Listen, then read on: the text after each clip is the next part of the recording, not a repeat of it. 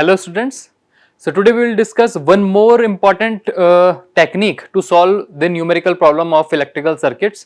So this topic name is mesh analysis. Actually it is KVL, Kirchhoff's voltage law.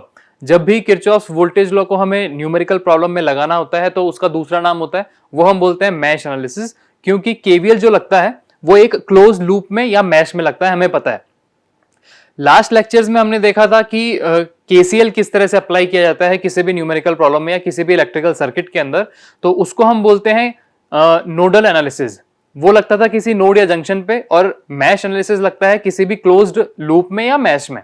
ठीक है, इसके भी कुछ स्टेप्स हैं। जिस तरह से नोडल एनालिसिस में स्टेप्स से हमने सॉल्व किया था, उसी तरह से इसमें भी हमें कुछ स्टेप्स के थ्रू ही इसको सॉल्व करना पड़ेगा। तो वो स्टेप्स हम देख लेते हैं एक बार। ठीक है, the topic name is mesh analysis. Mesh analysis, इसको बेसिकली हमें क्या बोलते हैं? इसको हम बोलते हैं केवीएल। हम किसी भी इलेक्ट्रिकल सर्किट में अगर मैश एनालिसिस की बात कर रहे हैं तो हम एक्चुअली उसमें कर क्या रहे हैं? हम केवीएल अप्लाई कर रहे हैं और उस सर्किट को एनालाइज करके जो भी रिक्वायर्ड क्वांटिटी निकालनी है हमें, वो हम फाइंड आउट कर लेते हैं। ठीक है ना? तो ये चीज हम बताते हैं यहाँ पे स्टेप्स के तौर पे किस तरह से किया जाएगा। सबसे पहले एक बेसिक इलेक्ट्रिकल सर्किट में बना देता हूं यहाँ पे आपके पास, जिसमें मान के चलो हमारे पास एक ये वोल्टेज सोर्स हो गया V1, देन यहां एक रेजिस्टेंस है जिसकी वैल्यू है R1, यहां एक रेजिस्टेंस है जिसकी वैल्यू है R2। ठीक है ना? फिर मान के चलो यहां पे भी एक रेजिस्टेंस आ रहा है जिसकी वैल्यू आ रही है हमारे पास में R3, और इसके नीचे अगर एक मेरे पास में यहां लूप आ रहा है जिसमें यहां रेजिस्टेंस है मेरे पास R4 and this closed, and again यहां एक रेजिस्टेंस आ रहा है फाइनली जिसका नाम मेरे पास में है R5। ठीक है, तो एक सिंपल इलेक्ट्रिकल सर्किट मेरे पास में है। एक वोल्टेज सोर्स मैंने यहाँ अप्लाई किया हुआ है, और उस वोल्टेज सोर्स के बाद में R1, R2, R3, R4 and R5 इस तरह से कनेक्टेड सारे रेजिस्टेंसेज हैं मेरे पास। ठीक है, अब अगर मेरे पास में इसी सेम जो इलेक्ट्रिकल सर्किट है इसमें आपसे पूछा जाए, इसको अगर क्वेश्चन फॉर्म में दे दिया जाए और आपसे पूछा जाए कि इस R5 के अक्रॉस बताओ कितना करंट फ्लो हो रहा है, अगर इनकी वैल्यूज आपको पता है, R1, 2, 3, 4, 5 इन सब की आपको वैल्यूज पता है, और वोल्टेज सोर्स V1 की वैल्यू भी अगर आपको पता है, तो आपको बताना पड़ेगा कि R5 के अक्रॉस कितना करंट फ्लो करेगा। ठीक है, उसका बेसिक तरीका यह है कि अगर मैं ऐसा बोलता हूं कि आपको मैश एनालिसिस या नोडल एनालिसिस से नहीं करना, आपको सिंपली इसको सॉल्व करना है, तो करंट निकालना है। बेसिक चीज क्या है? करंट हमें निकालना है।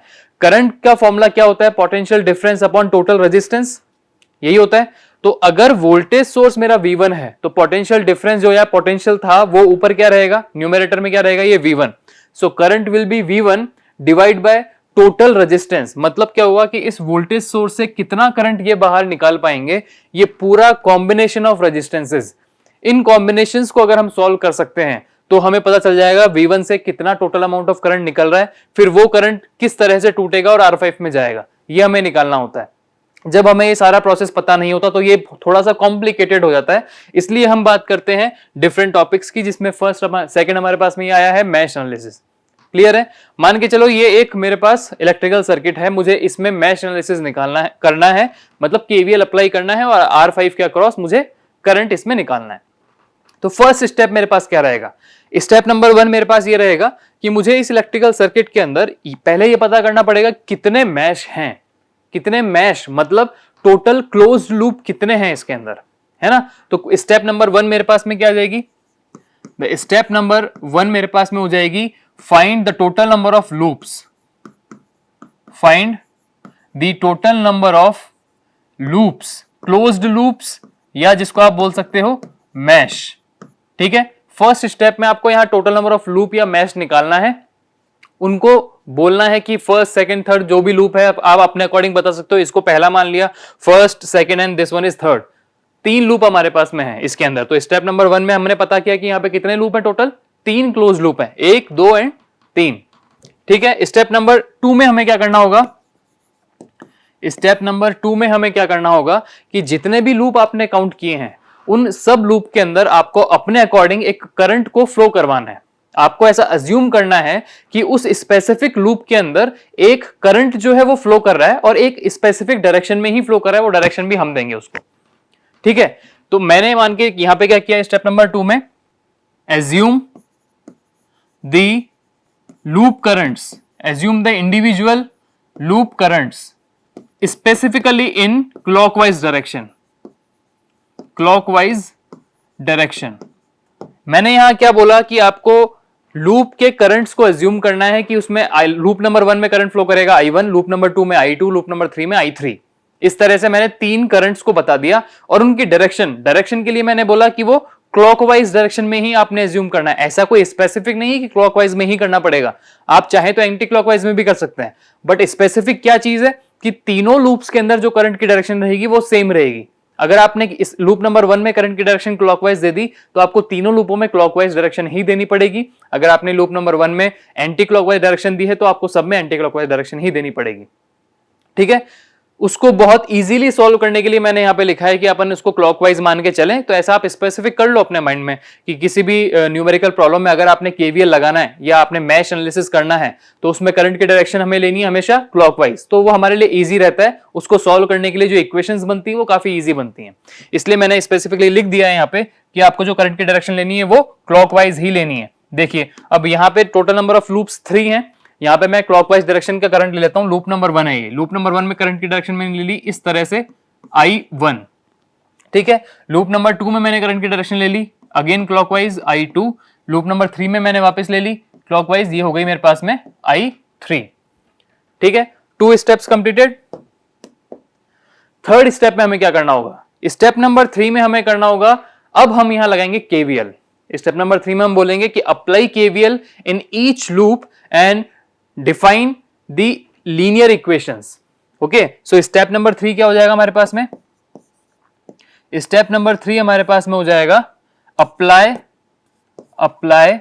KVL in each loop. Apply KVL in each loop, हम तीनों लूप्स के अंदर अब केवीएल अप्लाई करेंगे and the equations, find the linear equations and find the linear equations. हम तीनों लूप्स के अंदर क्या करेंगे, तीनों नहीं जितने भी लूप्स होंगे उन सारे लूप्स में हम केवीएल अप्लाई करेंगे और उसके थ्रू जो लीनियर इक्वेशंस मिलेंगी हमें, हम वो फाइंड आउट करेंगे कि कौन कितनी हमारे पास लीनियर इक्वेशंस बन रही हैं। इंपॉर्टेंट चीज ये है कि अगर मेरे पास में 3 लूप्स हैं तो 3 लीनियर इक्वेशंस बनेगी, अगर 2 लूप्स हैं तो 2 लीनियर इक्वेशंस बनेगी। That means the number of linear equations is equal to the number of closed loops available in the electrical circuit. ठीक है, स्टेप नंबर 3 हो गया। स्टेप नंबर 4 में हम क्या करना होगा, अब लीनियर इक्वेशंस आ गई तो उनको सॉल्व भी करना पड़ेगा। सो स्टेप नंबर 4 क्या हो जाएगा मेरे पास, solve the linear equations and find out the loop currents. आपने तीनों लीनियर इक्वेशंस को जब सॉल्व किया तो क्या वेरिएबल है, R1, R2, R3, R4, R5 की वैल्यू मुझे पता है, V1 की वैल्यू मुझे पता है, पता क्या नहीं है, I1, I2 and I3। So variable क्या हुआ मेरे पास में, करंट्स की वैल्यू। तो तीनों लीनियर इक्वेशंस को जब हम सॉल्व करेंगे तो हमें क्या मिलेगा, इन I1, I2 एंड I3 की वैल्यू हमें मिल जाएगी। जिस तरह से नोडल एनालिसिस के अंदर मुझे हर नोड के ऊपर जब मैं केसीएल अप्लाई करता हूं तो मुझे क्या मिलता है, हर नोड का वोल्टेज मिलता है, उसी तरीके से यहां तीनों लूप्स के अंदर जब मैं केवीएल अप्लाई करूंगा तो मुझे क्या मिलेगा, तीनों लूप्स का करंट मिलेगा। तो लीनियर इक्वेशंस को सॉल्व करेंगे, हमें करंट मिल जाएगा। करंट मिलते ही सर्किट के अंदर जो भी चीज पूछी गई है हमें पता चल जाएगा। मान के चलो मुझे इस क्वेश्चन में पूछा गया था कि R5 के अक्रॉस कितना करंट फ्लो कर रहा है, कितना दिख रहा है, यहां से डाउनवर्ड डायरेक्शन में I3 फ्लो कर रहा है। तो अगर मैं लीनियर इक्वेशंस को सॉल्व कर लेता हूं तो I3 की वैल्यू जो होगी वही तो करंट की वैल्यू हुई जो R5 में फ्लो कर रही थी। ठीक है ना, वही वैल्यू हुई I3 की जो R5 के अंदर फ्लो करेगी, तो हमारा आंसर वहां से निकल जाएगा इजीली। अब ये हमारे पास में पूरा प्रोसेस और स्टेप्स थे केवीएल लगाने के लिए, या फिर हम बोलते हैं मैश एनालिसिस लगाने के ये सारे स्टेप हैं। स्टेप नंबर 1 में total number of loops find out करेंगे। स्टेप नंबर 2 में लूप के करंट को अज्यूम करेंगे in clockwise direction. Step number 3 में हर लूप के अंदर केवीएल अप्लाई करेंगे और लीनियर इक्वेशंस को फाइंड आउट करेंगे कहां कहां कितनी बन रही है। स्टेप नंबर 4 में हम क्या करेंगे, जितनी भी लीनियर इक्वेशंस थी उन सारी लीनियर इक्वेशंस को हमें सॉल्व करना होगा और हमें पता चलेगा कि उसके अंदर लूप करंट कितना फ्लो कर रहा है हर लूप के अंदर। ठीक है, अब बात यहां ये आती है कि यहां जो आपने केवीएल अप्लाई किया है, यहां जो अब मैंने बोला है कि apply KVL in each loop, ये बात जो मैंने बोली है, तो आपको पता होना चाहिए कि केवीएल किस तरह से अप्लाई होगा लूप के अंदर। जब नोडल एनालिसिस के अंदर हम बात कर रहे थे apply KCL at every node, तो उसकी वैल्यू क्या थी कि हम हर एक नोड के ऊपर करंट की वैल्यू जो थी उसको फाइंड आउट कर रहे थे।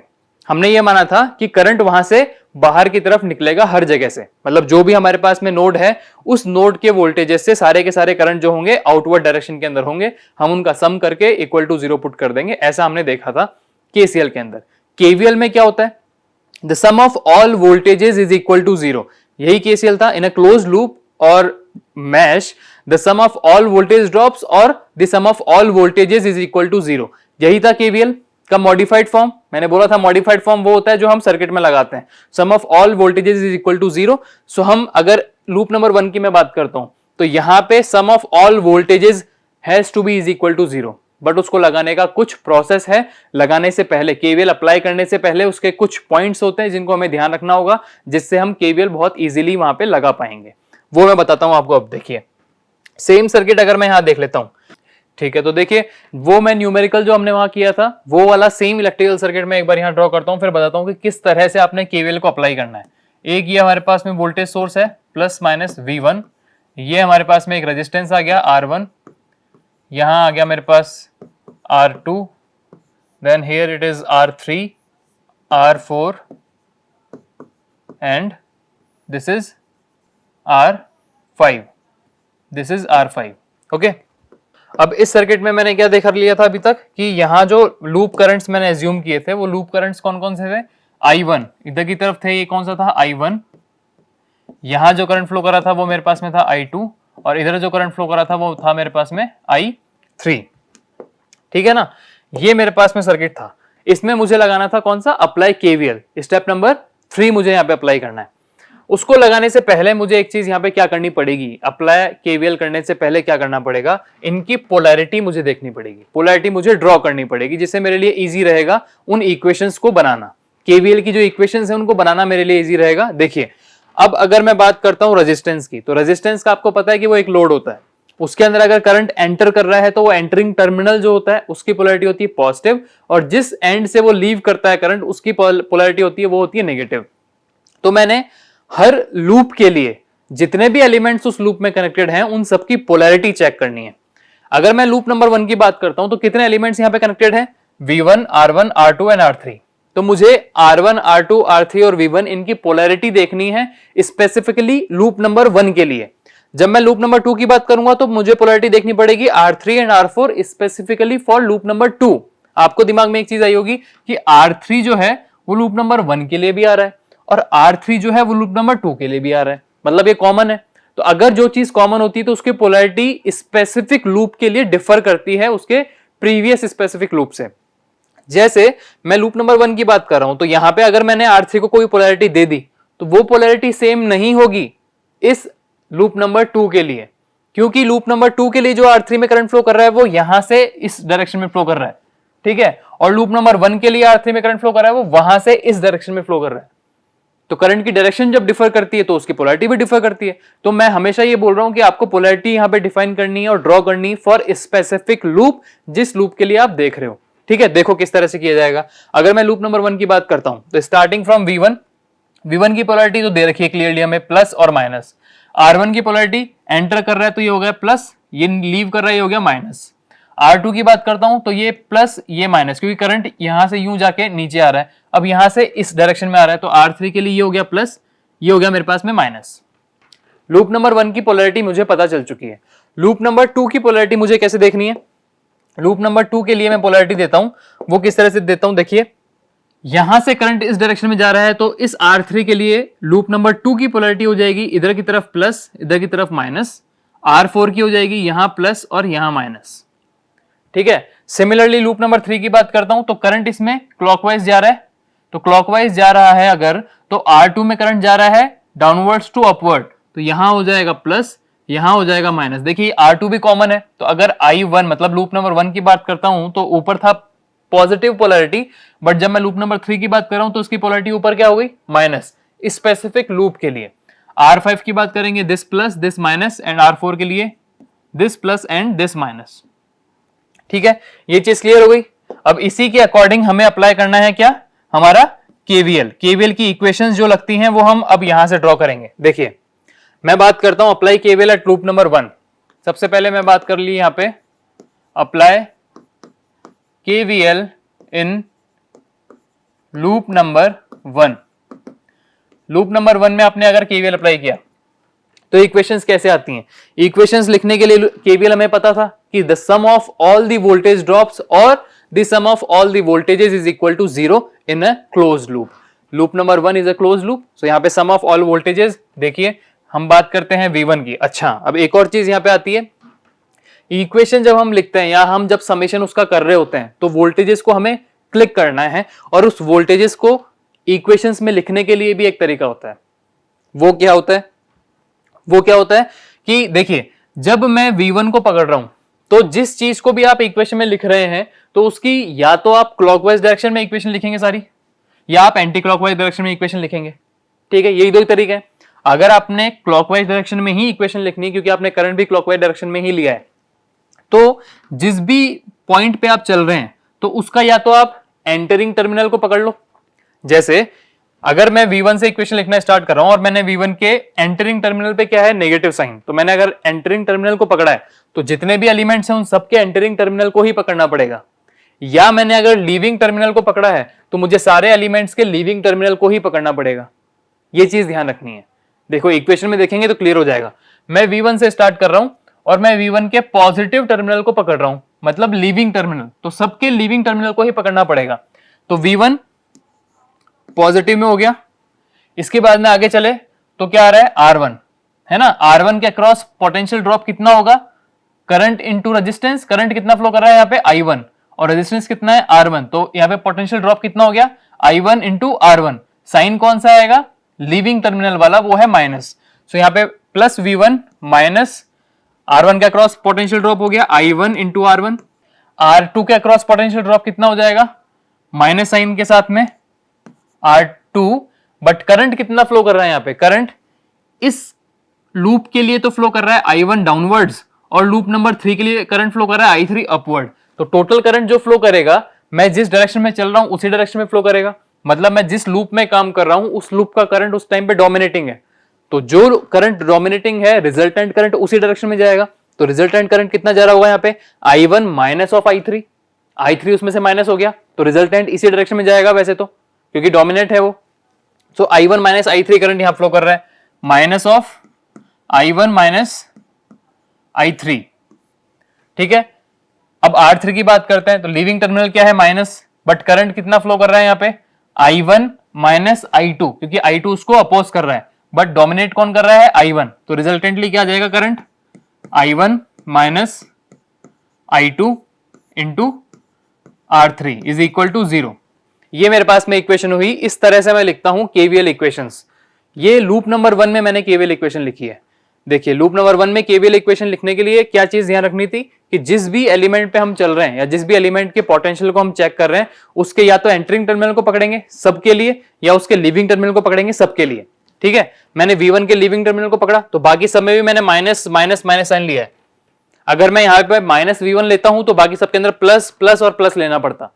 ठीक है, अब लूप नंबर 2 में मैं केवीएल अप्लाई करता हूं, वो कैसे आएगा, अब बहुत इजी हो गया आप लोगों के लिए। देखिए किस तरह से होगा ये, apply KVL in loop number 2। अगर लूप नंबर 2 में केवीएल अप्लाई कर रहे हैं कैसे आ जाएगा, यहां पे पोटेंशियल ड्रॉप कितना हो रहा है, I2 minus I1 into R3, क्योंकि अब लूप नंबर 2 की बात करें तो I2 मेरा डोमिनेटिंग हो गया, I2 डोमिनेटिंग हो गया, उसको अपोज कर रहा है I1, तो रिजल्टेंट करंट कितना हो गया, I2 minus I1 in this direction. So अगर मैं लीविंग टर्मिनल को पकड़ रहा हूं तो माइनस हो जाएगा, तो यहां पे मैंने लिख लिया minus I2 minus I1 minus of I2 minus I1 into R3। ठीक है, अगला पोटेंशियल ड्रॉप R4 के अक्रॉस, तो अगर मैं I2 की डायरेक्शन में जाऊंगा तो माइनस साइन आ गया लीविंग टर्मिनल वाला, और करंट कितना फ्लो कर रहा है, I2 minus of I3, I2 minus I3 into R4 is equal to 0। Equation number 2 हो गई, ये मेरी इक्वेशन नंबर 1 हो गई है ना, ये मेरी इक्वेशन नंबर 2 हो गई।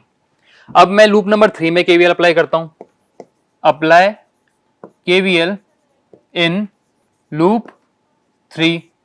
अगर मैंने लूप 3 के अंदर केवीएल अप्लाई किया तो कैसे हो जाएगा, देखिए यहाँ पे 3 एलिमेंट्स हैं, 3 पोटेंशियल ड्रॉप्स होंगे, उनका सम करना है।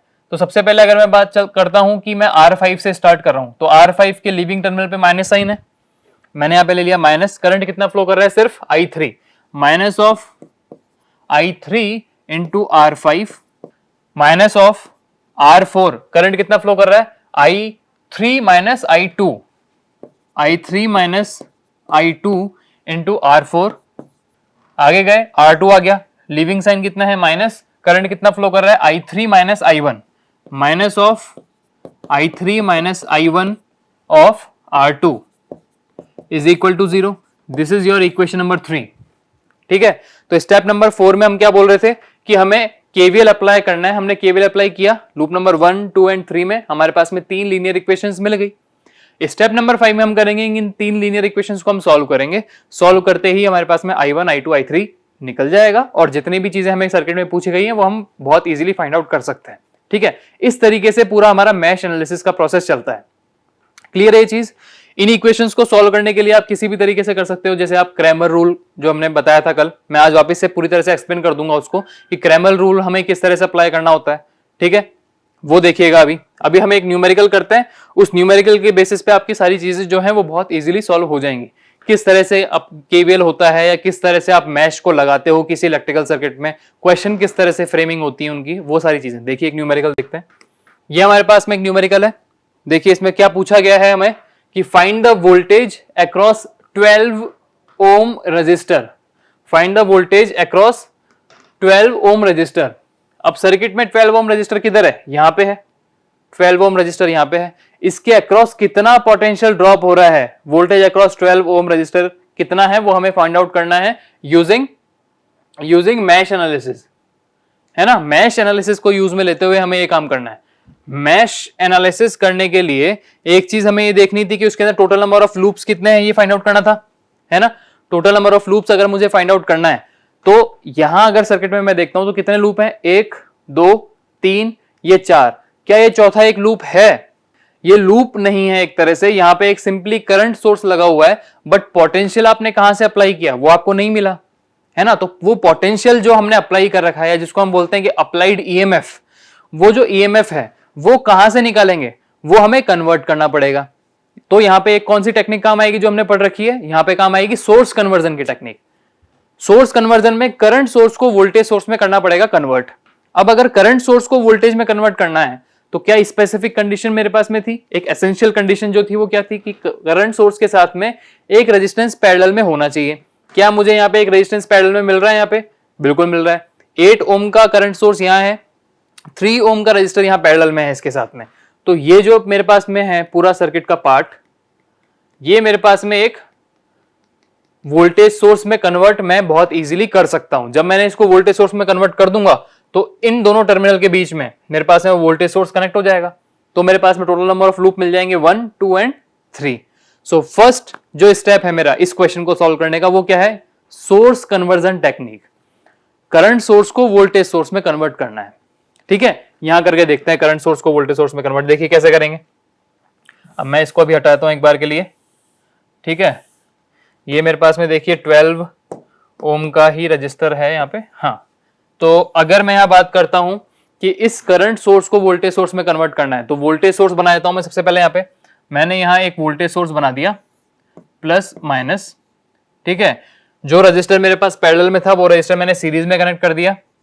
ये 3 ओम का रजिस्टर मैंने सीरीज में कनेक्ट कर दिया। बाकी सर्किट मेरा सेम रहेगा। ये थोड़ा बड़ा हो गया, इसको छोटा करते हैं एक बार। देखिए यहाँ पे एक वोल्टेज सोर्स मैंने ले लिया यहाँ पे प्लस माइनस, और एक रजिस्टर मेरे पास में सीरीज में कनेक्ट हो गया जिसकी वैल्यू है 3 ओम। इन टर्मिनल के बीच में ये कनेक्ट हो जाएगा। ठीक है, बाकी circuit as it is same रहने वाला है। ये मेरे पास में हो गया 4 ओम।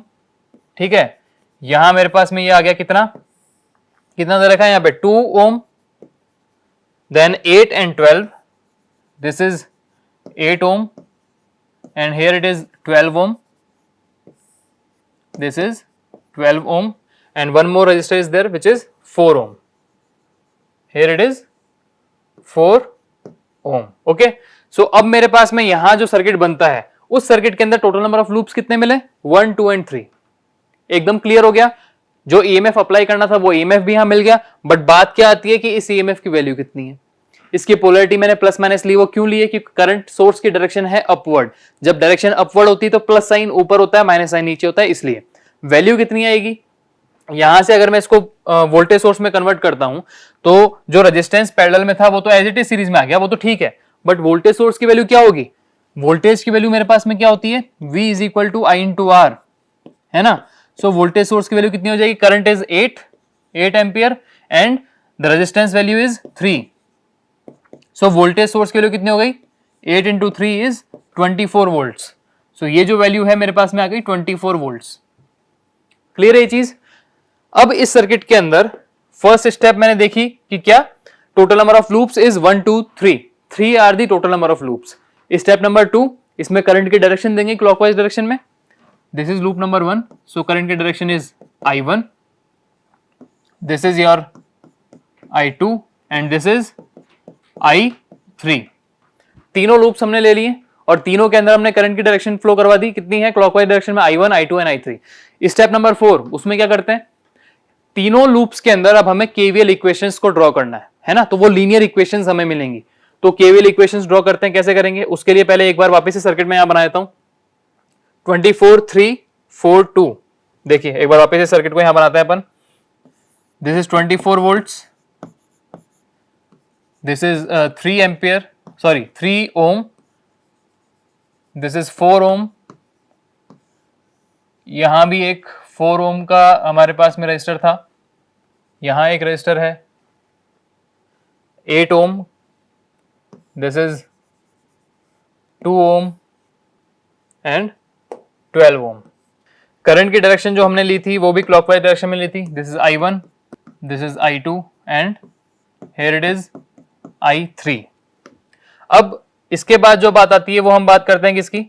इसमें पोलैरिटीज हमें बतानी है। केवीएल की इक्वेशंस लिखने से पहले हर एक एलिमेंट के ऊपर उसकी पोलैरिटी देनी पड़ेगी। अगर मैं लूप नंबर 1 से स्टार्ट करता हूं, वोल्टेज सोर्स के पास पोलैरिटी है, बिल्कुल है, प्लस माइनस, करंट जा रहा है यहाँ पे अपवर्ड, तो इस रजिस्टर 3 ओम के अक्रॉस पोलैरिटी कितनी हो जाएगी? This is plus, this is minus, ठीक है। यहां करंट यूं जा रहा है तो ये प्लस, ये माइनस, ये प्लस, ये माइनस। अगर लूप नंबर 2 की बात करते हैं तो यहां करंट इस डायरेक्शन में जा रहा है, सो ये प्लस, ये माइनस, ये प्लस, ये माइनस, ये प्लस और ये माइनस हो गया।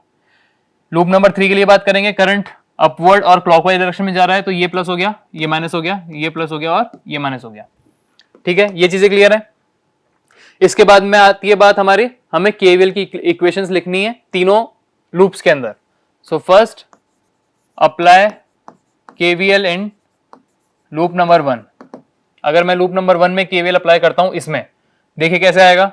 लीविंग टर्मिनल को मैं पकड़ रहा हूं 24, that means plus 24 volt minus 3 into I1, 3 into I1 ये वाला, इसके अक्रॉस जितना ड्रॉप था वो लिया मैंने। अब इस 4 ओम के अक्रॉस कितना ड्रॉप होगा? करंट कितना फ्लो कर रहा है? I1 minus of I2, sign कौन सा आएगा? Minus, minus I1 minus I2 into 4। फिर इस पे आ गए अपन, यहां पे लिविंग टर्मिनल क्या है? माइनस, और करंट कितना फ्लो कर रहा है? I1 minus I3, I1 minus I3 into 2 is equal to 0। This is your equation number 1। अब आप केवीएल अप्लाई करोगे in loop number 2, in loop 2, loop number 2 में अप्लाई कीजिए। इस वाले में हम इस 4 ओम से स्टार्ट करते हैं, अगर वो इजी है क्योंकि इसमें एक ही करंट फ्लो कर रहा है I2, तो कितना हो जाएगा? हम अगर लिविंग टर्मिनल साइन को पकड़ते हैं तो कितना हो गया? Minus of 4I2, minus 4I2। फिर इस 8 ओम के अक्रॉस बात करेंगे तो minus I2 minus of I3, I2 minus I3 into 8। फिर इस 4 ओम के अक्रॉस कितना हो गया? I2 minus I1, I2 minus I1, I2 minus I1 into 4 is equal to 0, equation number 2, ठीक है। अब मैं बात करता हूं इक्वेशन नंबर 3, जो कि रहेगी हमारे किसके अंदर? लूप नंबर 3 में। इन लूप नंबर 3 इसमें अप्लाई करो।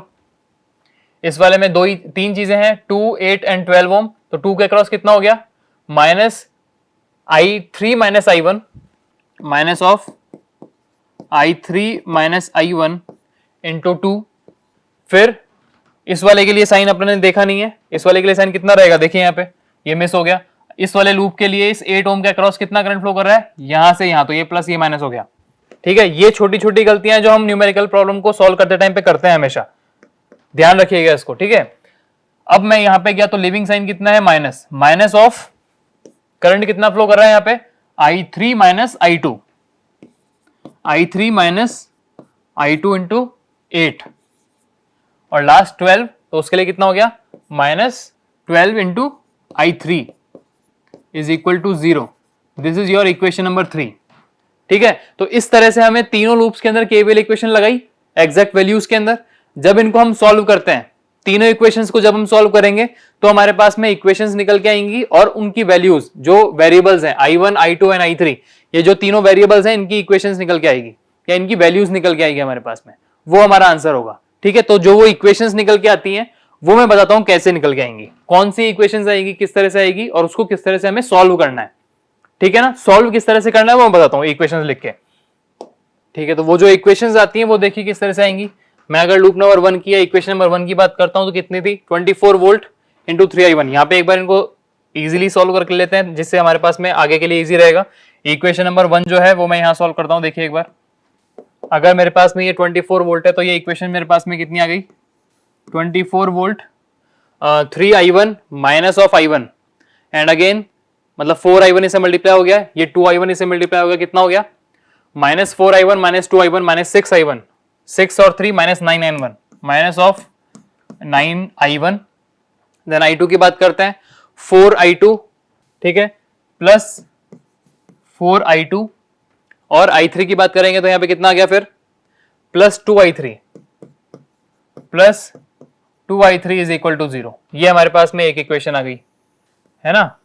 24 वोल्ट को अपन उधर की तरफ रिप्लेस कर देंगे। वैसे जब हम इसकी बात करते हैं इक्वेशन नंबर 2 की, इसको सॉल्व करते हैं, कितना आ जाएगा, I2 minus 4I2 minus 8I2 minus 12 और 4 और आ गया, माइनस 16I2 माइनस 16I2 और I3 की बात करेंगे तो ये प्लस 8I3 प्लस 8I3 और I1 की बात करी तो plus 4I1 is equal to 0। ये हमारे पास में इक्वेशन नंबर 2 हो गई इसके लिए, है ना। अभी इक्वेशन नंबर 3 की बात करते हैं। अगर यहां पे देखिए I3 की बात कीजिए तो minus 12 minus 8 and minus 2, that means 12 plus 10 is 22 minus 22 I3। I1 की बात करेंगे तो यहां एक ही है सिर्फ, प्लस 2I1। I2 की बात की हमने तो यहां पे भी ये सिंगल है, plus 8I2 plus 8I2 is equal to 0। ये हमारे पास में तीसरी इक्वेशन आ गई। ठीक है, अब इन तीनों इक्वेशंस को किस तरह सॉल्व करना है वापस यहां ड्रॉ कर लेते हैं एक बार इन तीनों इक्वेशंस को अपन।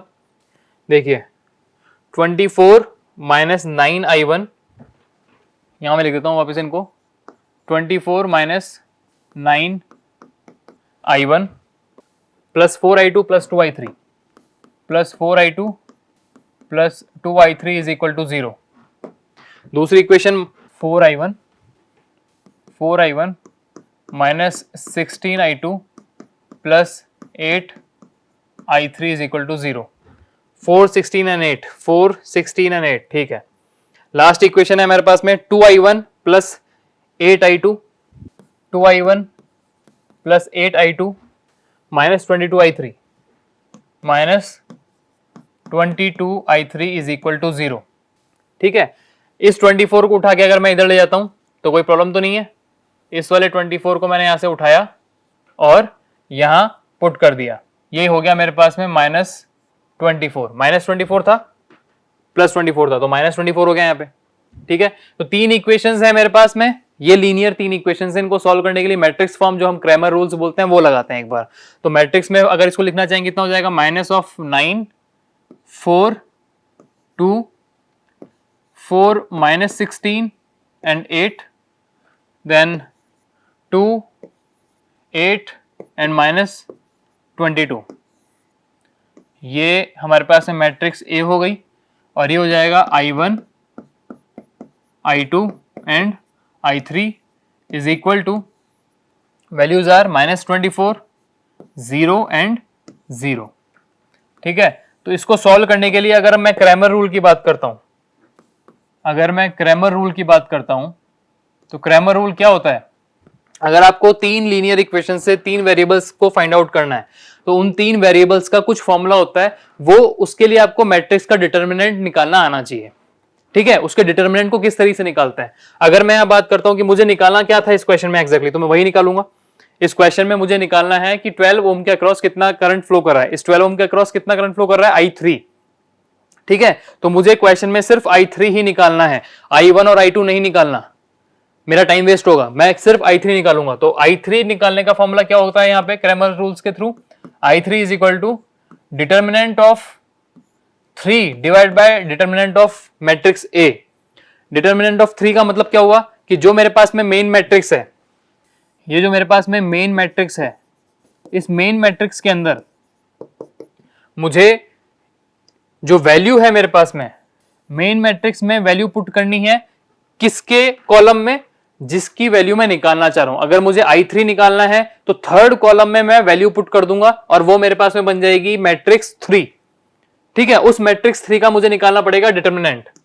ये मेरे पास फॉर्मूला होता है, मुझे इसमें पुट करना है। इसके लिए मुझे क्या चाहिए होगा? मैट्रिक्स 3 चाहिए होगी और मैट्रिक्स A चाहिए होगी। तो मेन मैट्रिक्स तो मेरे पास है, उसका डिटर्मिनेंट आ जाएगा डिनोमिनेटर में, और जो मैट्रिक्स 3 है वो कैसे निकलेगी? थर्ड कॉलम को रिप्लेस कर देंगे हम वैल्यू से, क्योंकि मुझे निकालना है I3। ठीक है, तो मेरे पास निकालता हूं मैं, देखिए यहां पे एक बार, अगर मैं मैट्रिक्स नंबर 3 निकालना चाहूंगा तो मैट्रिक्स 3 क्या हो जाएगी?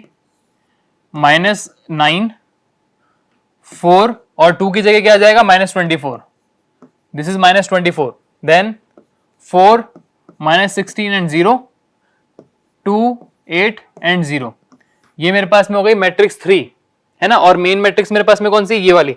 तो ये वाली मैट्रिक्स और ये वाली मैट्रिक्स, इन दोनों का डिटर्मिनेंट निकालना है और इस वैल्यू में पुट कर देना है। जैसे अगर मैं यहां बात करना चाहूं, देखिए यहां से अगर मैं I3 की वैल्यू निकालता हूं, जो मैं बोल रहा हूं del 3 बाय del, तो मुझे डिटर्मिनेंट क्या चाहिए होगा? मुझे पहले डिटर्मिनेंट चाहिए होगा इस मैट्रिक्स का -9, 4 -24, 4 -16 एंड 0 एंड 2 8 एंड 0। इसका determinant divide by main matrix का डिटर्मिनेंट जो कि है -9, 4, 2, 4 -16 एंड 8 एंड 2 8 एंड -22। जब इनका डिटर्मिनेंट निकाल के मैं इनको इस वैल्यू में पुट करूंगा तो मेरे पास में I3 की वैल्यू कितनी आ जाएगी? जो कि मेरा आंसर है, मेरे पास में I3 की वैल्यू आ जाएगी कितनी? 0.75 एम्पियर। मेरे पास में उसकी वैल्यू आ जाएगी 0.75 एम्पियर। 0.75 एम्पियर जो आया है वही मेरा आंसर है। ठीक है, और ये मैंने निकाला है किससे? क्रैमर रूल से। ये मैंने निकाला है क्रैमर रूल से। ठीक है, ये चीज ध्यान रखना। क्वेश्चन में क्या पूछा गया था? 12 ओम के अक्रॉस करंट निकालना और उसके अक्रॉस जो है वोल्टेज ड्रॉप निकालना है। तो वोल्टेज ड्रॉप के लिए करंट निकालना पड़ेगा पहले, तो करंट मैंने निकाल लिया। करंट कितना आ गया? I3 0.75। तो अगर इस 12 वोल्ट के अक्रॉस 0.75 एम्पियर का करंट फ्लो कर रहा है तो इसके अक्रॉस पोटेंशियल ड्रॉप कितना हो जाएगा? Voltage is equal to flowing current, the value of current flowing into the value of resistors. तो रजिस्टर के साथ में उसको मल्टीप्लाई कर देंगे। तो करंट कितना है? 0.75। रजिस्टर की वैल्यू कितनी है? 12 ओम। तो दोनों को मल्टीप्लाई किया, पोटेंशियल ड्रॉप हमारे पास आ जाएगा। यहां पे मैं निकाल देता हूं, देखिए potential drop V is equal to कितना होता है? I इंटू R, है ना। I की वैल्यू है मेरे पास में कितनी? 0.75 और रजिस्टर की वैल्यू कितनी थी? 12। जब इनको मल्टीप्लाई करेंगे वैल्यू कितनी आ जाएगी? 9 वोल्ट्स। तो ये मेरे पास में आंसर आ गया जो क्वेश्चन में पूछा गया था। ठीक है, तो इस न्यूमेरिकल में क्या किया था? वैसे देखिए, इस न्यूमेरिकल में मुझे वोल्टेज निकालना है 12 वोल्ट के अक्रॉस, 12 ओम के अक्रॉस। सर्किट में मैंने देखा नंबर ऑफ लूप्स कितने हैं। लूप्स के पहले पता चला कि यहाँ पे वोल्टेज सोर्स नहीं है, तो मुझे करंट सोर्स को वोल्टेज सोर्स में कन्वर्ट करना पड़ा और फिर मेरे पास में 3 लूप आ गए।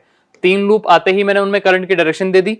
नेक्स्ट स्टेप में मैंने उनकी polarity they the specific loops के लिए। इन पोलैरिटीज के बेसिस पे मैंने इक्वेशंस लिखी, तीनों लूप्स के अंदर उनको सॉल्व किया। सॉल्व करने के बाद में 3 वेरिएबल 3 इक्वेशंस आई, उसको मैट्रिक्स फॉर्म में ले गया। क्यों? क्योंकि मुझे लगाना था क्रैमर रूल, जो कि इजी पड़ता है। जब मैंने मैट्रिक्स फॉर्म में लिया तो जो भी स्पेसिफिक करंट मुझे निकालना है या जो भी वेरिएबल मुझे निकालना है I1, I2, I3 में से मैं सिर्फ उसी को सॉल्व करूंगा। So I3 will be del 3 by del. तो डेल 3 जो निकलेगा उसके लिए मुझे मेन मैट्रिक्स को कन्वर्ट करना पड़ेगा मैट्रिक्स 3 में, क्योंकि थर्ड वेरिएबल के लिए। तो मैट्रिक्स 3 के लिए मैंने कन्वर्ट किया, कॉलम नंबर 3 के अंदर मैंने रिप्लेस कर दिया वैल्यू फॉर्म को इस तरीके से। तो इसका determinant divide by main matrix का डिटर्मिनेंट, तो करंट निकला 0.75 और पोटेंशियल ड्रॉप के लिए उसको रजिस्टर से मल्टीप्लाई कर दिया 12 ओम से, तो कितना गया 9 वोल्ट्स। ठीक है, इस तरह से मेरे पास में 12 ओम रजिस्टर के अक्रॉस जो पोटेंशियल ड्रॉप हो रहा था उसकी वैल्यू निकल के आ गई, वो कितनी है 9 वोल्ट। अब नेक्स्ट एक न्यूमेरिकल और देख लेते हैं, छोटा सा है। देखिए इसमें क्या निकालना है, find the current in the 5 ohm resistor of the circuit as shown below. 5 ohm resistor कहां है, यहां है ये 5 ओम रजिस्टर। इसमें निकालना है करंट की वैल्यू कितनी है। ठीक है, करंट की वैल्यू निकालनी है यहाँ पे, और इसको भी मुझे मैश से ही सॉल्व करना है। इसको भी मुझे मैश एनालिसिस से ही सॉल्व करना है, मैश एनालिसिस से ही सॉल्व करना है मुझे इसे। तो मैश के लिए क्या करना होगा, सबसे पहले वोल्टेज सोर्स चाहिए। तो करंट सोर्स के साथ में पैरेलल में रेजिस्टेंस है, बिल्कुल है। तो 2 एम्पियर और 10 ओम इसको मैं कन्वर्ट करूंगा किसमें, वोल्टेज सोर्स में। वोल्टेज सोर्स में कन्वर्ट करके मेरे पास में यहां किस तरह सर्किट बनेगा, देखिए डायरेक्शन अपवर्ड है तो मेरे पास में वोल्टेज सोर्स की डायरेक्शन भी हो जाएगी अपवर्ड्स, प्लस माइनस। वैल्यू कितनी रहेगी, V is equal to I into R, 10 into 2 is 20 volt. Voltage source की वैल्यू आ गई 20 वोल्ट। रजिस्टर पैरेलल में था, सीरीज में आ जाएगा, ये मेरे पास में सीरीज में आ गया, जिसकी वैल्यू हो गई मेरे पास में 10 ओम।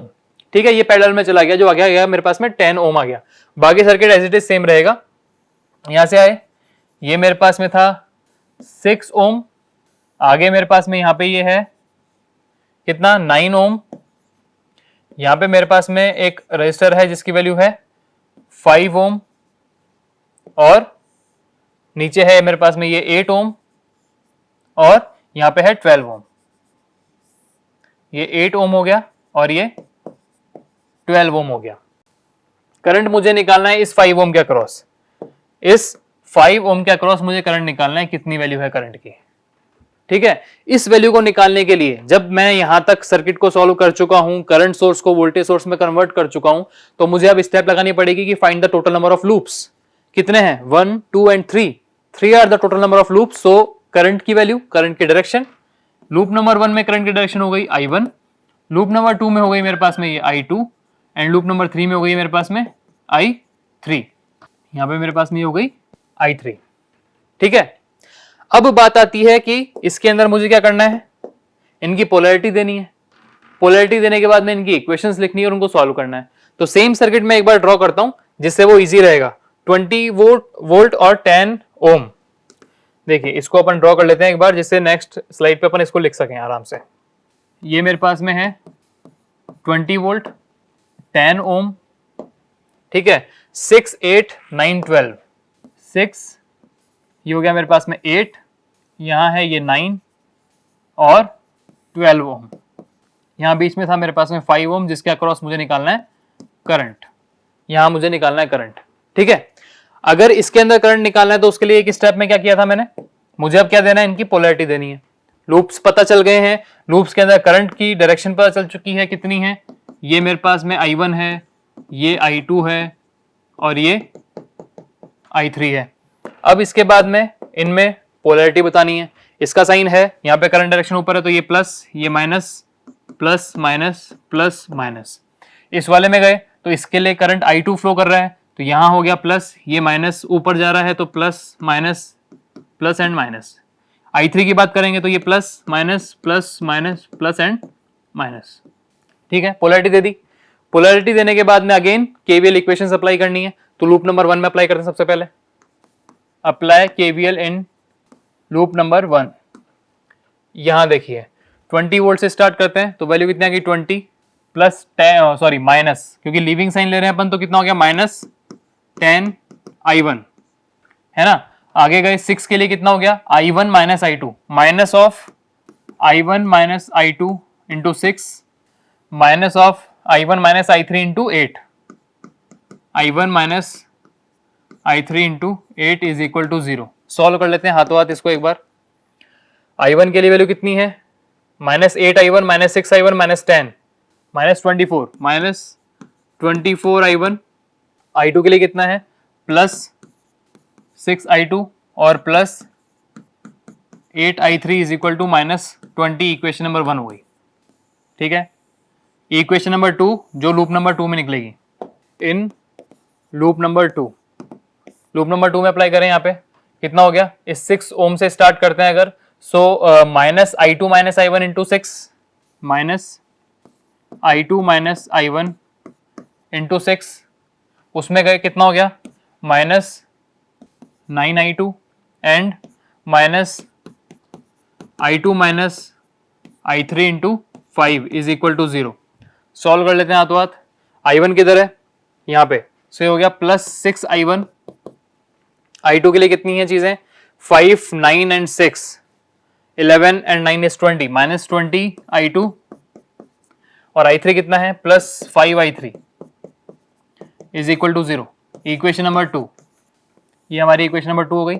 इक्वेशन नंबर 3 पे आते हैं, इन लूप 3 में अप्लाई करो। यहाँ पे तीन चीजें यहाँ पे भी हैं, तो 8 minus of I3 - I1, -I3 - I1 into 8, इसमें गए -I3 - I2, I3 - I2 into 5 और लास्ट वाले में -12 I3 इज इक्वल टू 0।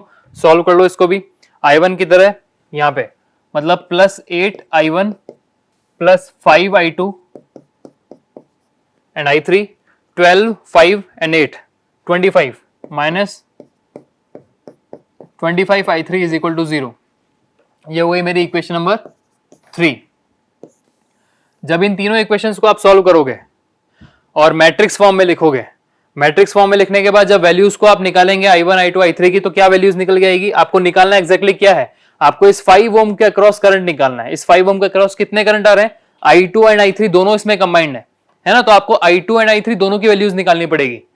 जब आप इन तीनों इक्वेशंस को मैट्रिक्स फॉर्म में लिखोगे, क्रैमर रूल से सॉल्व करोगे, तो सॉल्व करने के बाद में आपने I2 और I3 की वैल्यू निकालनी है। वो वैल्यूज मैं यहाँ पे आपको बताता हूँ कितनी आएगी, आप सॉल्व कीजिएगा उसको एक बार। I2 की वैल्यू निकालनी पड़ेगी और I3 की वैल्यू निकालनी पड़ेगी। ठीक है, सो I2 की वैल्यू कैसे निकलती है, उसके अंदर डेल 2 बाय डेल, और I3 की निकलेगी मेरे पास में डेल 3 बाय डेल करके। तो यहां से जो वैल्यू निकल के आती है मेरे पास में I2 की, वो आएगी कितनी, 10 बाय 23 एम्पियर, और I3 की वैल्यू निकल के आएगी, वो भी निकल के आएगी 10 बाय 23 एम्पियर, है ना। अगर यहां पे I2 10 बाय 23 फ्लो कर रहा है और I3 भी 10 बाय 23 फ्लो कर रहा है, तो 5 एम्पियर 5 ओम रजिस्टर के क्रॉस करंट एग्जैक्टली कितना फ्लो करेगा। अगर आप किसी भी डायरेक्शन में, मान लो अगर आपको इस डायरेक्शन में पूछा गया है, अगर आपको इस डायरेक्शन में पूछा गया है, तो किसको सपोर्ट कर रहा है ये, I3 को। सो रिजल्टेंट करंट कैसा रहेगा इसमें, I3 - I2। So the current flowing in, यहां पे अगर आप निकालना चाहो, the current flowing in 5 ohm resistor, 5 ohm resistor के अक्रॉस करंट जो फ्लो करेगा, वो कितना फ्लो करेगा, I3 - I2 कितना हो गया, 10 by 23 minus 10 by 23 which is 0 ampere. That means 5 ohm के अक्रॉस मेरे पास कोई भी करंट फ्लो नहीं करेगा, है ना, और उसके अक्रॉस कोई भी पोटेंशियल ड्रॉप नहीं होगा। इसका मतलब इस 5 ओम को आप यहां लगाओ या इस 5 ओम को आप यहां मत लगाओ, कोई फर्क नहीं पड़ने वाला है। क्वेश्चन में आपसे पूछा गया था कि इस 5 ओम के अक्रॉस कितना करंट फ्लो कर रहा है, तो यहां पे हम बताएंगे इस डायरेक्शन के अंदर इसमें कोई भी करंट फ्लो नहीं कर रहा। अगर इसके अंदर ऑपोजिट डायरेक्शन में पूछा जाता तो भी उसमें कोई करंट फ्लो नहीं कर रहा होता। ठीक है, so the resultant answer is what, 0 ampere. उसमें कितना करंट फ्लो कर रहा है, 0 एम्पियर करंट फ्लो कर रहा है। ठीक है, सो जिस तरह से हमने नोडल एनालिसिस में देखा था कि सुपर नोड इक्वेशंस भी आती हैं, मतलब सुपर नोड वाली सिचुएशंस भी आती हैं, जब दो मेन नोड्स के बीच में सिर्फ एक वोल्टेज सोर्स मिल जाता है, तो उसको दोनों को कंबाइंडली हम एक सुपर नोड कहते हैं। उसी तरीके से मैश एनालिसिस के अंदर भी क्या होता है, जब दो मैशेस के बीच में एक सिंपल या एक सिंगल करंट सोर्स अगर मुझे मिल जाता है, तो उन दोनों कंबाइंडली, दोनों के दोनों जो मैश है उनको कंबाइंडली क्या बोलते हैं अपन, एक सुपर मैश बोलते हैं। ठीक है, मैं आप बताता हूं एक बार, जिस तरह से वहां सुपर नोड देखा था, यहां पे हम बात करेंगे सुपर मैश की। सुपर मैश, ठीक है, इसमें देखिए डायग्राम किस तरह से बनता है, मतलब सर्किट, इलेक्ट्रिकल सर्किट किस तरह से होता है कि अगर मेरे पास में यहां पे एक वोल्टेज सोर्स है प्लस माइनस V1, यहां एक रजिस्टर है R1 और यहां एक रजिस्टर हो गया मेरे पास है, मान के चलो R2। अब अगर मैं यहां से नीचे जा रहा हूं और इस जगह पे मेरे पास में मिलता है एक करंट सोर्स, है ना, और यहां एक रजिस्टर है और यहां एक रजिस्टर है, मान के चलो यहां पे भी एक रजिस्टर हो गया, R1 R2 R3 R4 and this is R5। अगर इस तरह से मेरे पास में कोई इलेक्ट्रिकल सर्किट है तो उस इलेक्ट्रिकल सर्किट के अंदर जब मैं करंट की डायरेक्शन बताऊंगा, यहां मैं मान के चला ये करंट की डायरेक्शन है I1, यहां करंट की डायरेक्शन है I2 और ये हो गई मेरे पास में I3। जब मैं यहां पे लगा रहा हूं मैश एनालिसिस, तो मुझे क्या देना पड़ेगा, इनकी पोलैरिटी। जब मैं इनकी पोलैरिटी देना चाहता हूं यहां पे, तो पोलैरिटी किस तरह से जाएगी, जो करंट की डायरेक्शन है प्लस माइनस, इसके लिए plus minus plus minus plus minus and plus minus. ठीक है, जब आप यहां इसमें मैश एनालिसिस के तौर पे जब ये प्रोसेस कंप्लीट करने के बाद में आप यहां फ्लो करते हो, इसमें केवीएल इक्वेशंस जब ड्राइव करते हो, तो इस वाले लूप के अंदर तो केवीएल इक्वेशन इजीली निकल जाएगी। ठीक है, यहां पे केवीएल इक्वेशन अपन लिख देते हैं, जैसे मान के चलिए अगर मैं लूप नंबर 1 की बात कर रहा हूं, यहां पे मान के चलता हूं केवीएल इन लूप नंबर 1। अगर मैं लूप नंबर 1 में केवीएल लिख रहा हूं, यहां पे कितना आ जाएगा, V1 माइनस I1 R1, और यहां पे कितना जाएगा, I1 minus I3 minus I1 minus I3 into R4 is equal to 0। ये तो ठीक हो गई। ठीक है, जब मैं लूप नंबर 2 की बात करता हूं, जब मैं लूप नंबर 2 की बात करता हूं कि केवीएल इन लूप नंबर 2, तो यहां पे क्या हो जाएगा, अगर मैं यहां से लीविंग साइन को पकड़ रहा हूं तो कितना हो गया, minus I2 into R2 minus I2 into R3 minus I2 into R3, है ना। और जब मैं इस टर्मिनल पे आया, या मैंने जब यहां पे पहुंचा, तो ये वैल्यू क्या, मैंने यहां पे वैल्यू नहीं लिखी, देखिए उसकी क्या है, इस करंट सोर्स की वैल्यू मान के चलिए 3 एम्पियर है ना, इस करंट सोर्स की वैल्यू हो गई 3 एम्पियर। जब मैं इस वाले टर्मिनल पे आया तो इसकी ना तो मुझे पोलैरिटी पता है और ना मैं यहां पे पोटेंशियल ड्रॉप निकाल सकता हूं, बट यहां पे एलिमेंट तो कनेक्टेड है, और वो एलिमेंट क्या है कि दो इंडिविजुअल लूप्स के बीच में जो कॉमन ब्रांच होती है, अगर उसके अंदर सिंपल एक करंट सोर्स अगर मुझे मिल जाता है, तो वो दोनों लूप क्या कहलाते हैं, वो कहलाते हैं सुपर मैश। ये सिंगल मैश नहीं कहलाएंगे, अब ये दोनों मिलकर सुपर मैश कहलाएंगे। सुपर मैश इक्वेशन निकलनी पड़ेगी हमें, और इनके अंदर जब मैं केवीएल इक्वेशन लिखूंगा तो यहां तक पहुंचने के बाद मैं इसमें जंप मारूंगा नेक्स्ट वाले लूप के अंदर। R3 तक मैंने इक्वेशन लिखी, अब मैं जंप मारूंगा डायरेक्टली R5 पे और R4 पे और इसको क्लोज कर दूंगा। ठीक है, उसके बाद में ये इक्वेशन बनी, बट एक मेरे पास में बनेगी सुपर मैश इक्वेशन। जिस तरह से सुपर नोड बनता था वैसे यहां पे बनेगा सुपर मैश। तो I2 इंटू R3 के बाद में मैं जंप करूंगा यहां पे, और करंट की वैल्यू सेम रहेगी जो मैंने यहां पे बता रखी है। तो कितना हो गया, minus I3 into R5 minus I3 into R5 minus I3 into R4 is equal to 0। दूसरी इक्वेशन ये हो गई। तो अब यहां पे मैं क्या बोलूंगा इसको, not the loop number 2 but the super loop, या फिर हम बोलेंगे सुपर मैश। केवीएल इन, इसको बोलेंगे अब केवीएल इन सुपर मैश। ये हमने लगा दिया। अब सुपर मैश में केवीएल लगाने के बाद में सुपर मैश इक्वेशन भी चाहिए होती है मुझे, तो लास्ट में मेरे पास में निकलेगी क्या, super mesh equation. Super mesh equation, तो वो जो सुपर मैश इक्वेशन है उसके लिए क्या ध्यान रखना है, जब सुपर नोड इक्वेशन में मैं ध्यान रखता था कि कॉमन वोल्टेज सोर्स का पोलैरिटी, उसी तरीके से सुपर मैश में मैं ध्यान रखूंगा जो कॉमन करंट सोर्स है उसकी डायरेक्शन। डायरेक्शन किसके सपोर्ट में है, डायरेक्शन I3 करंट के डायरेक्शन के सपोर्ट में है ना, तो वो रहेगा पॉजिटिव और दूसरा वाला रहेगा negative. That means I3 minus I2 into is equal to 3, sorry I3 minus I2 is equal to 3 ampere. So ये मेरे पास में हो गई इक्वेशन नंबर 3, ये है मेरे पास में इक्वेशन नंबर 2 और ये है इक्वेशन नंबर 1। जब आप तीनों इक्वेशंस को सॉल्व करोगे सेम अगेन क्रैमर रूल्स के थ्रू, तो आपको सारी वैल्यूज पता चल जाएंगी। तो जिस तरह से आपके पास में सुपर मैश भी वहां पे अवेलेबल होता है, तो उसके लिए आपने सुपर मैश में केवीएल इक्वेशन लिखनी है और सुपर मैश इक्वेशन लिखनी है, और उनको तीनों इक्वेशंस को सॉल्व करके तीनों वेरिएबल्स निकालने हैं। तीनों वेरिएबल्स जब निकल जाएंगे तो क्वेश्चन में जो भी आपसे क्वेश्चन पूछा गया है वो बहुत इजीली सॉल्व हो जाएगा। ठीक है, ये चीज क्लियर है सबको? तो हमने नोडल एनालिसिस और मैश एनालिसिस कंप्लीट कर लिया है। अब हमारे पास में क्या बचता है? डीसी सर्किट में हमारे पास में बचता है कि जो जितने भी थ्योरम पार्ट है, नॉर्टन्स थ्योरम है, थेवेनिन्स थ्योरम है, सुपरपोजिशन या मैक्सिमम पावर ट्रांसफर थ्योरम है, तो इन थ्योरम्स को यूज में लेके न्यूमेरिकल प्रॉब्लम को किस तरह से सॉल्व किया जाता है वो हम देखेंगे नेक्स्ट लेक्चर्स के अंदर। ठीक है, थैंक यू।